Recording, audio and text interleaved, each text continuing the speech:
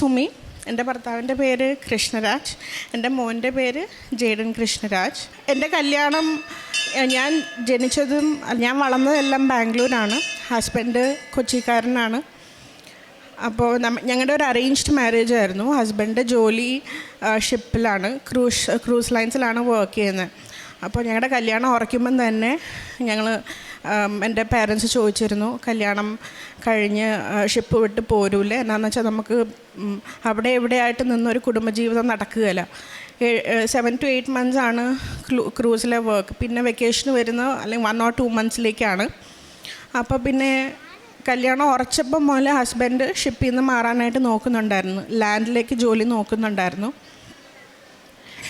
15 years ആയിട്ടാണ് പുള്ളിക്കാരൻ ഷിപ്പിൽ വർക്ക് ചെയ്തുകൊണ്ടിരുന്നത്. ആ സമയം മുതൽ കല്യാണം കഴിഞ്ഞും ഞങ്ങൾ പല ഏജൻസിക്ക് പൈസ അടച്ച് നോക്കി ജോലി ഷിപ്പിൽ നിന്ന് മാറി ലാൻഡിൽ കിട്ടാനായിട്ട്. കാനഡയ്ക്ക് നോക്കി, UK നോക്കി, ലക്സംബർഗിന് നോക്കി, അങ്ങനെ പലയിടത്തേക്ക് നോക്കി.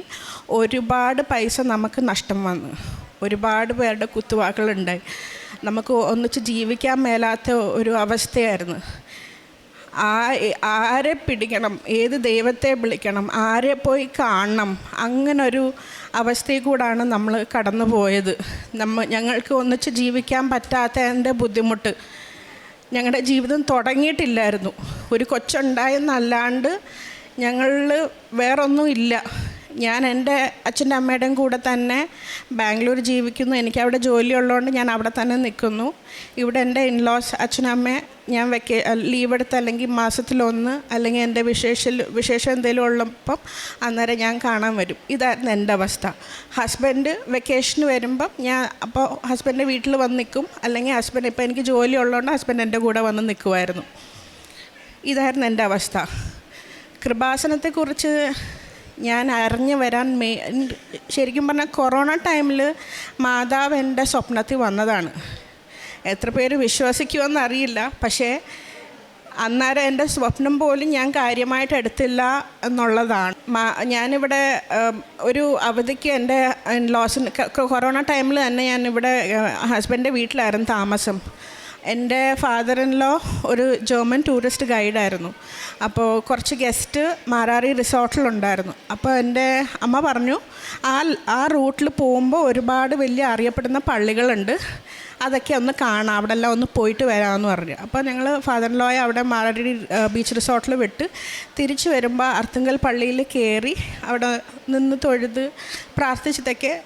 അന്നേരം ഞാൻ ശരിക്കും ബ്ലാങ്ക് ആയിരുന്നു. കൊറോണ ടൈമല്ല, ഒന്നും ചെയ്യാൻ പറ്റില്ല. പക്ഷേ ഇങ്ങനെ പള്ളിയൊക്കെ കണ്ട് വീട്ടിൽ പോയി. അന്ന് രാത്രി ഞാൻ കിടന്നുറങ്ങി എഴുന്നേറ്റ് അടുത്ത ദിവസം രാവിലെ എഴുന്നേൽക്കുമ്പോഴത്തേക്കും എനിക്കൊരു സ്വപ്നം വന്നു. കൃപാസന മാതാവ്, ക്ലോക്ക് വെച്ചുള്ള ഒരു മാതാവിനെ ഞാൻ സ്വപ്നം കണ്ടു.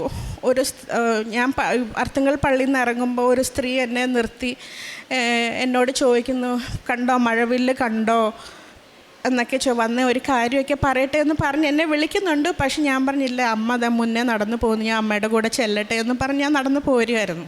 ഇങ്ങനെയാണ് ഞാൻ സ്വപ്നത്തിൽ കണ്ടത്. ഞാൻ പിന്നെ എഴുന്നേറ്റ് താഴെ വന്ന് അമ്മയോട് സംസാരിച്ചപ്പോൾ ഞാൻ പറഞ്ഞു, അമ്മ എൻ്റെ മാതാവിന് ശരിക്കും ഒരു ഹാർട്ടല്ലേ നമ്മൾ കാണുന്നത്. ഞാൻ എൻ്റെ സ്വപ്നത്തിൽ ഒരു ക്ലോക്ക് വെച്ച് ഒരു മാതാവിനെ കണ്ടമ്മ, അമ്മക്കറിയോ അങ്ങനെ എവിടെയെങ്കിലും ഉണ്ടോ എന്ന് ഞാൻ ചോദിച്ചു. അപ്പോൾ ചിലപ്പോൾ ഒരു ഇതാവാം, ഞാൻ തലേദിവസം പള്ളിയിൽ പോയതിൻ്റെ പുറത്തായിരിക്കും. പക്ഷെ എന്നാലും ഒരു ക്ലോക്ക് വെച്ച് മാതാവിനെ എന്താ കണ്ടേ എന്നുള്ള സംശയം എൻ്റെ തലയിൽ എപ്പോഴും ഉണ്ടായിരുന്നു. പിന്നെ അത് കഴിഞ്ഞ് ഇത് മാറാത്തതുകൊണ്ട് ഞാൻ പിന്നെ വന്ന് ഗൂഗിൾ സെർച്ച് അടിച്ചപ്പം കൃപാസനം ഞാൻ കണ്ടു. അതായത് യൂട്യൂബിൽ കുറേ വീഡിയോസ് കണ്ടു. കൃപാസനത്തിൻ്റെ സിമ്പിൾ ബുക്കിൽ ഇങ്ങനെ തീ പോകുന്ന പോലെയൊക്കെ സിമ്പിൾ കണ്ടപ്പോൾ എനിക്കെന്തോ അതൊന്ന് ഒന്നുകൂടെ അറിയണമുള്ള ഒരിത് വന്നില്ല. കൂടുതൽ ആ ഒരു പേഷ്യൻസ് എനിക്ക് അന്നേരം ഉണ്ടായില്ല എന്ന് വേണം ഞാൻ പറയാനായിട്ട്.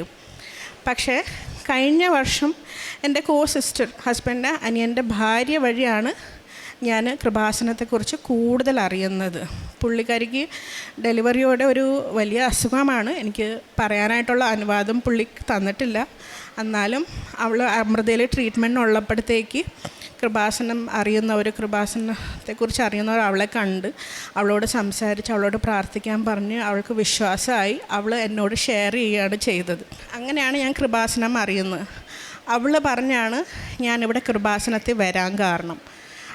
വന്ന് ഇവിടെ ഞാൻ ഉടമ്പടി എടുത്ത് ഓഗസ്റ്റ് 23 ഞാൻ ഉടമ്പടി എടുക്കുന്നത്. ഒരു ഏജൻസിയിൽ ഞങ്ങൾ പൈസ അവിടെ രജിസ്റ്റർ ചെയ്തിട്ട് 1 വർഷം കഴിഞ്ഞായിരുന്നു. ഓഗസ്റ്റ് 23 വന്ന് പൈസ അടച്ചു കഴിഞ്ഞപ്പം സെപ്റ്റംബർ 19 നമുക്ക് അയർലൻഡിലേക്ക് പോകാനായിട്ടുള്ള ഇൻ്റർവ്യൂ സ്കെഡ്യൂളായി അത് നടക്കുകയും ചെയ്തു. ശരിക്കും പറഞ്ഞാൽ അതിന് 1 വർഷം മുന്നേ വരെ ഇൻ്റർവ്യൂ സ്കെഡ്യൂളാകും അല്ലെങ്കിൽ ക്യാൻസലാകും, അങ്ങനെ പല പ്രശ്നങ്ങളായിരുന്നു, ഒന്നും നടക്കുന്നില്ല. ഞാൻ ലാസ്റ്റ് പറഞ്ഞു, വെക്കേഷൻ ഇയാൾ വന്നപ്പോൾ പറഞ്ഞു നമ്മളെ ഏജൻസി കൊടുത്ത പൈസ അവരോട് തിരിച്ചു തരാൻ പറ, ഏതായാലും ഇതുവരെ ഒന്നും നടന്നിട്ടില്ല. അങ്ങനൊരു സാഹചര്യത്തിലായിരുന്നു. ഏതായാലും ഇപ്പം നമ്മൾ ഉടമ്പടി വന്ന് എടുത്തല്ലോ, ഉടമ്പടി എടുത്ത് കഴിഞ്ഞിട്ട് എന്നാൽ കുറച്ചുകൂടെ നോക്കാം എന്നും പറഞ്ഞ് ആണ് നമുക്ക് ആ ഇൻ്റർവ്യൂ പാസ്സായി.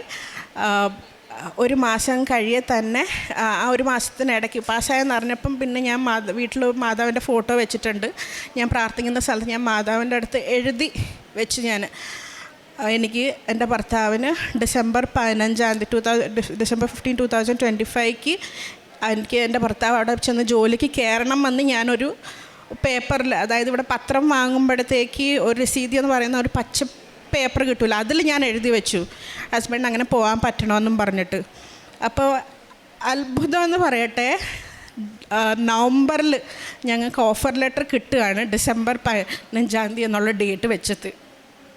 അത് ശരിക്കും ഒരു വലിയ അത്ഭുതമായിരുന്നു നമുക്ക്. അങ്ങനെ നമുക്ക് ഓഫർ ലെറ്റർ കിട്ടി. പിന്നത്തെ സ്റ്റെപ്പ് എന്ന് പറയുന്നത് നമ്മൾ വിസയ്ക്ക് സബ്മിറ്റ് ചെയ്യുക എന്നുള്ളതാണ്. വിസയ്ക്ക് സബ്മിറ്റ് ചെയ്തപ്പോൾ അന്നേരം ഞാൻ എഴുതി, അമ്മ മാതാവേ, എൻ്റെ അനിയത്തിയുടെ കല്യാണത്തിന് മുന്നേ നമുക്കൊരു നല്ല വാർത്ത കിട്ടണമെന്ന്. എൻ്റെ അനിയത്തിയുടെ കല്യാണം ഡിസംബർ 5, 6 ഡെസ്റ്റിനേഷൻ വെഡ്ഡിങ് ആയിരുന്നു. അപ്പോൾ നമ്മളവിടെ പോയി കല്യാണത്തിന് 2-3 ദിവസം മുന്നേ അവിടെ പോയിരുന്നു.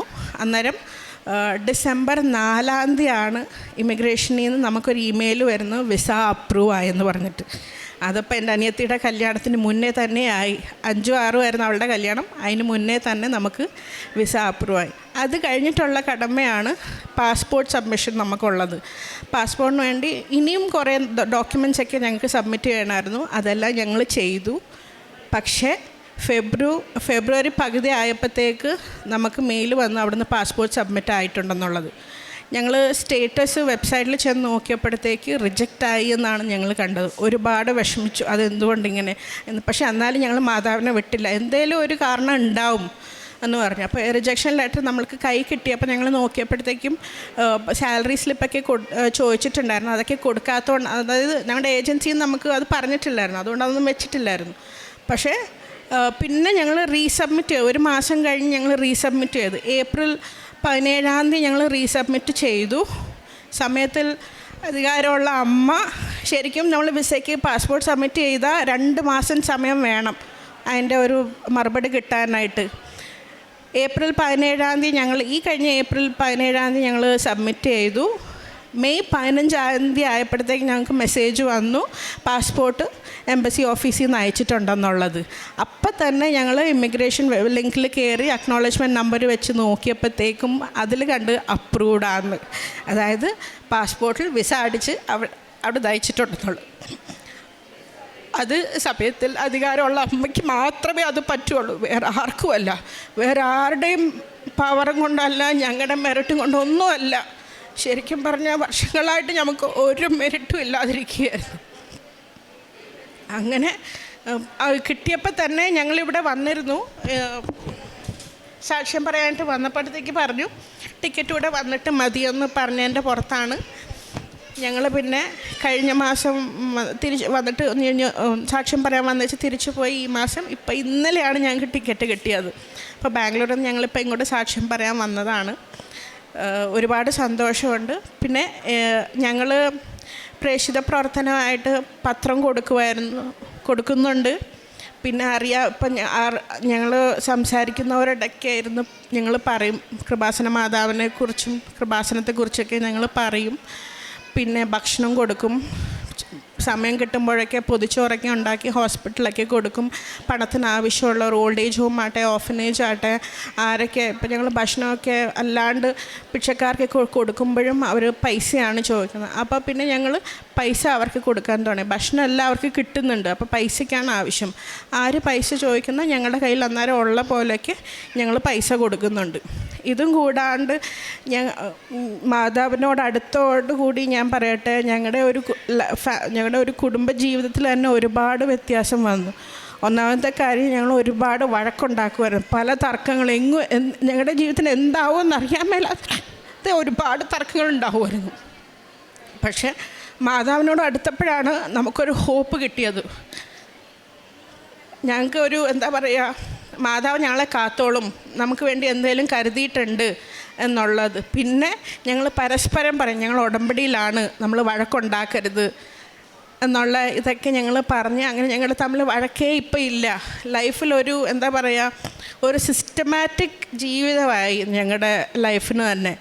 നല്ല കാര്യങ്ങൾ ചെയ്യുക, ഞങ്ങൾ പറയുക, ഞങ്ങൾ പുറത്തുള്ളവരോടാട്ടെ കുടുംബക്കാരോടൊക്കെ ആരോടും നമ്മൾ തർക്കിക്കാൻ പോകാറില്ല. എന്തെങ്കിലും തെറ്റ് പറഞ്ഞാലും ആരോടും ഒന്നും അങ്ങനെ ഞങ്ങൾ തെറ്റായിട്ടൊന്നും പറയാനോ തിരിച്ചത് ചോദിക്കാനോ ഒന്നും ഞങ്ങൾ അതെല്ലാം ശരിക്കും മാതാവിനോട് അടുത്തേ പിന്നെ കിട്ടിയ നമ്മുടെ ജീവിതത്തിൽ വന്ന മാറ്റങ്ങളാണ്.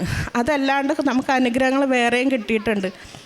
പലർക്കും ഇവിടെ മുല്ലപ്പൂ വാസന, അമ്മ വന്ന മുല്ലപ്പൂ വാസനയൊക്കെ കിട്ടുമെന്ന് പറഞ്ഞിട്ടുണ്ട്. ആ അനുഭവമൊക്കെ ഞങ്ങൾക്കും ഉണ്ടായിട്ടുണ്ട്. എൻ്റെ അടുത്ത് പല പ്രാവശ്യം അമ്മ വന്നിട്ടുണ്ട്. എൻ്റെ റൂമിൽ ഞാൻ ധ്യാനം കേട്ടുകൊണ്ടിരിക്കുമ്പം ആദ്യം തന്നെ ഇപ്പോൾ എൻ്റെ സിസ്റ്റർ വഴി ഞാൻ കൃപാസനത്തെ കുറിച്ച് അറിഞ്ഞെന്ന് പറഞ്ഞു. അപ്പോൾ എനിക്ക് മലയാളം എഴുതാനും വായിക്കാനും അറിയില്ല, ഇംഗ്ലീഷാണ് അറിയാം. ഞാൻ പറഞ്ഞു, എനിക്ക് ഇംഗ്ലീഷിലുള്ള പ്രാർത്ഥന നീ അയച്ചു താ എന്ന് പറഞ്ഞു. അപ്പോൾ ഞാൻ ഓഫീസിൽ എപാക് ഷിഫ്റ്റിലാണ്, വെളുപ്പിന് ഞാൻ ജോലിക്ക് പോകും. ഞാൻ വാഷ്റൂമിലാണ് ഇതാദ്യം കേൾക്കുന്നത്. പ്രാർത്ഥന കേൾക്കുമ്പോൾ ആ പ്രാർത്ഥന വെച്ച സമയത്ത് എനിക്ക് ആ വാഷ്റൂമിൽ നിൽക്കുമ്പം മുല്ലപ്പൂ വാസന വന്നു. ശരിക്കും പറഞ്ഞാൽ ഞാൻ അന്നേരം ഓർത്തിത് റൂം ഫ്രഷ്നർ വല്ലതും ആണോ എന്നങ്ങനെ പക്ഷേ റൂം ഫ്രഷ്നർ ഒന്നുമില്ല. വെളുപ്പിനെ സമയത്ത് ആരും അങ്ങനെ വാഷ്റൂമിൽ അവിടെ അങ്ങനെ യൂസ് ചെയ്യാറില്ല. പക്ഷെ ആ സമയത്ത് എനിക്ക് അവിടെ മുല്ലപ്പൂ വാസന വന്നു. പിന്നെ പല പ്രാവശ്യം ഞാൻ കൊച്ചി വീട്ടിൽ നിൽക്കുമ്പോഴാട്ടെ, ബാംഗ്ലൂർ എൻ്റെ വീട്ടിൽ നിൽക്കുമ്പോഴാട്ടെ ഒരുപാട് മുല്ലപ്പൂ വാസന വന്ന് അമ്മ എൻ്റെ അടുത്ത് വന്ന് കുറച്ച് നേരം നിന്ന് പോയിട്ടുണ്ട്. പിന്നെ എനിക്ക് ജോലിയുടെ സ്ട്രെസ്സ് കാരണം ഇപ്പോൾ അടുത്തായിട്ട് ഞാൻ വെളുപ്പിനെ ജോലിക്ക് കയറിയ രാത്രിയാവും ജോലിയിൽ നിന്ന് ഇറങ്ങാനായിട്ട്. അപ്പോൾ എനിക്ക് നെക്ക് പെയിൻ ഉണ്ടായിരുന്നു. അപ്പോൾ അന്നേരം വെളുപ്പിന് തന്നെ പ്രാർത്ഥിക്കുമ്പം തന്നെ ഞാൻ തൈലം തൂക്കുമായിരുന്നു. ഒരു ദിവസം തൂത്തതേ ഉള്ളൂ, എനിക്ക് ആ വേദന മാറി. എൻ്റെ മോൻ ഒന്ന് സ്ലിപ്പായി കാലൊന്ന് മടങ്ങിയായിരുന്നു. അപ്പോൾ അവന് കുറച്ച് നടക്കാൻ ബുദ്ധിമുട്ടുണ്ടായിരുന്നു. അങ്ങനെ ഒരു ദിവസം വൈകുന്നേരത്തെ പ്രാർത്ഥന ചൊല്ലി കഴിഞ്ഞിട്ട് ഞാൻ അവൻ്റെ കാലെ തൈലം തൂക്കുമായിരുന്നു. അപ്പോൾ അവൻ ഓക്കെ ആയി. അവനല്ലെങ്കിൽ ഒരു വേദന ഉള്ളതായിട്ടോ അല്ലെങ്കിൽ ലിംപ് ചെയ്ത് നടക്കുകയോ അങ്ങനെ ഒന്നും ചെയ്തിട്ടില്ല. അങ്ങനെ ഒരുപാട് അനുഗ്രഹങ്ങൾ. പിന്നെ അതുകൂടാണ്ട് ഞാൻ ഇൻവെസ്റ്റ്മെൻറ്റ് ബാങ്കിങ്ങിലാണ് ജോലി ചെയ്യുന്ന, സൊസൈറ്റി ജനറൽ എന്ന കമ്പനിയിലാണ്. ഒരുപാട് റിസ്ക്കുള്ള കമ്പനിയാണ്. ഫിനാൻഷ്യൽ മാറ്റേഴ്സ് ആയതുകൊണ്ട് തന്നെ ഒരുപാട് ബുദ്ധിമുട്ടുകൾ ഞാൻ കടന്നു പോകുന്നതാണ്. അപ്പോഴെല്ലാം ഞാൻ മാതാവിനെ വിളിക്കും, എൻ്റെ കൂടെ ഉണ്ടായിരിക്കണം, ഇഷ്യൂ ഒന്നും ഉണ്ടാകാൻ നോക്കണം, എസ്കലേഷനൊന്നും ഉണ്ടാവാതെ കാത്തോണം എന്ന് ഞാൻ ഇന്നും വിളിക്കും.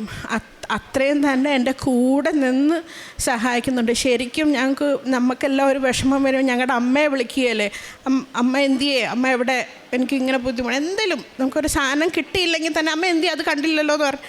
അതുപോലെ കൃപാസന മാതാവ് എൻ്റെ കൂടെ നിന്ന് അമ്മ എന്നെ സഹായിക്കുന്നുണ്ട്. ഇനിയും കൂടുതൽ അനുഗ്രഹങ്ങൾ ഉണ്ട്, പക്ഷേ എനിക്കെല്ലാം കൂടെ ഓർമ്മ കിട്ടുന്നില്ല. ഇത്രയാണ് മെയിനായിട്ട് ഞങ്ങളുടെ ഈ വിസ എന്ന് വെച്ചാൽ ഞങ്ങളുടെ ജീവിതത്തിലൊരു വഴി, ഒരു ഡോർ തുറന്ന് തന്ന പോലാണ്. ഇനിയിപ്പോൾ ഹസ്ബൻഡ് അയർലൻഡിൽ ജോലി കിട്ടി പോകുന്നതുകൊണ്ട് തന്നെ മിക്കവാറും മാതാവ് എന്നെയും കൊച്ചിനെയും കൂടെ എത്രയും പെട്ടെന്ന് എൻ്റെ ഹസ്ബൻഡിൻ്റെ അടുത്ത് എത്തിച്ച് നമുക്ക് ഒന്നിച്ചൊരു കുടുംബജീവിതം ജീവിക്കാനായിട്ട് അനുവദിച്ച് തരുമെന്ന് വിശ്വസിക്കുന്നു.